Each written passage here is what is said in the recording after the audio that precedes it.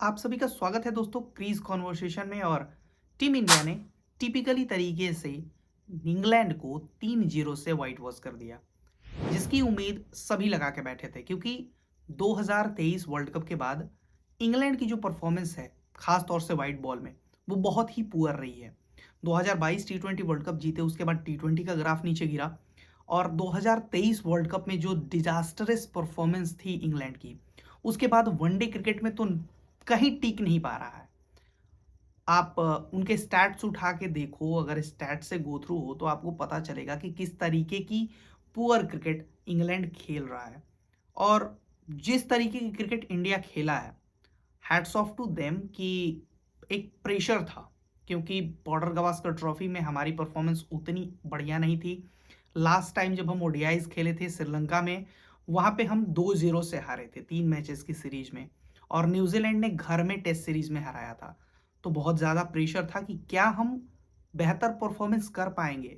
2023 world cup की जो हमारी परफॉर्मेंस थी, खास तौर से वनडे में, वो बहुत बेहतरीन थी। हम फाइनल में जाके हारे थे, और उसके बाद सारे लोग कयास लगा रहे थे कि कहीं टेस्ट फॉर्मेट की जो परफॉर्मेंस है वो भारत पे दबाव ना बनाए। लेकिन उन सारी चीज़ों से निकलकर टीम इंडिया ने यहाँ पे बहुत ही आउटस्टैंडिंग परफॉर्मेंस की। बहुत सारे सवाल थे चैंपियंस ट्रॉफी के हवाले से कि टीम इंडिया किस तरीके की परफॉर्मेंस करेगी, क्योंकि बीच के फेज में वनडे मैचेस खेले ही नहीं हैं। हम केवल टी20 मैचेस खेले हैं और टेस्ट मैचेस खेले हैं। चैंपियंस ट्रॉफी से पहले ये एक वार्म अप सीरीज थी हमारे लिए, और यहाँ पे बहुत सारे सवाल थे कि विराट कोहली का फॉर्म में नहीं होना, रोहित शर्मा का नहीं होना फॉर्म में, क्या प्लेइंग 11 होगी, किस तरीके से हम बैलेंस करेंगे अपनी साइड को। तो मुझे लगता है कि बहुत सारे सवाल जो उठ रहे थे, उनके जवाब टीम इंडिया ने अब ढूंढ लिए हैं। सेकेंड मैच में रोहित शर्मा के बल्ले से सेंचुरी आई। इस मैच में विराट कोहली की परफॉर्मेंस आई, हाफ सेंचुरी विराट कोहली ने लगाई। बहुत अच्छे टच में नजर आ रहे थे आज जिस तरीके से वो खेल रहे थे। लेकिन अभी भी बहुत सारी चीजों पे विराट कोहली को काम करने की जरूरत है।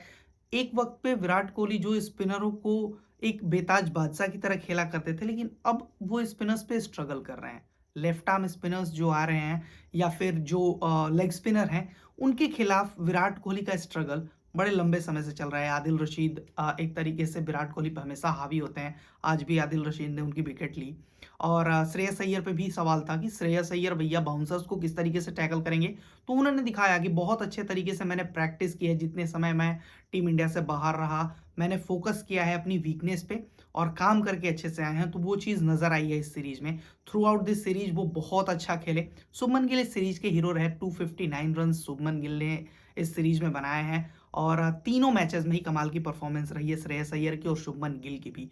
तो ओवरऑल देखा जाए तो टीम इंडिया की एक बहुत ही बेहतरीन परफॉर्मेंस आई है इंग्लैंड के खिलाफ, और एक ठोस मतलब कदम बढ़ाया है, और सबको बताया है कि आप जिस तरीके से हमें हल्के में ले रहे हो कि जसप्रीत बुमराह नहीं है, उनकी अब्सेंस में हम बेहतर क्रिकेट खेले हैं और आगे भी खेलेंगे। चैंपियंस ट्रॉफी के लिए जो टीम इंडिया की दावेदारी है, इस सीरीज के साथ बहुत मजबूती से आगे जा रही है। और जो फैंस हैं उनमें भी एक जोश आएगा कि टीम इंडिया बेहतर कर सकती है अपार्ट फ्रॉम एवरीथिंग। लेकिन जसप्रीत बुमराह का अब्सेंस अपने आप में बहुत बड़ा डिजास्टर्स होगा।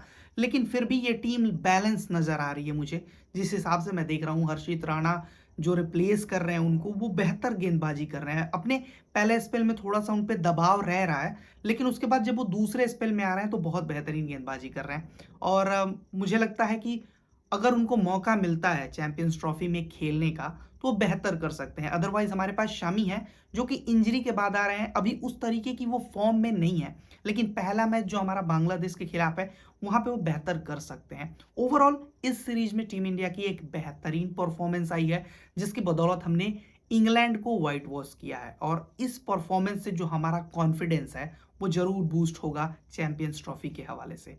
और मुझे लगता है कि विराट कोहली का जो आज का ये हाफ सेंचुरी है, और पिछले मैच में रोहित शर्मा की जो सेंचुरी आई थी, इन दो प्लेयर्स का भी मोराल ऊपर जाएगा चैंपियंस ट्रॉफी के हवाले से, क्योंकि ये दो हमारे मेन प्लेयर्स हैं और इनका फॉर्म में होना बहुत जरूरी है। क्योंकि पाकिस्तान और न्यूजीलैंड, जिनका ट्रैक रिकॉर्ड आईसीसी टूर्नामेंट्स में है, खासतौर से अगर चैंपियंस ट्रॉफी की बात करें तो पाकिस्तान का पलड़ा हमारे ऊपर भारी रहा है।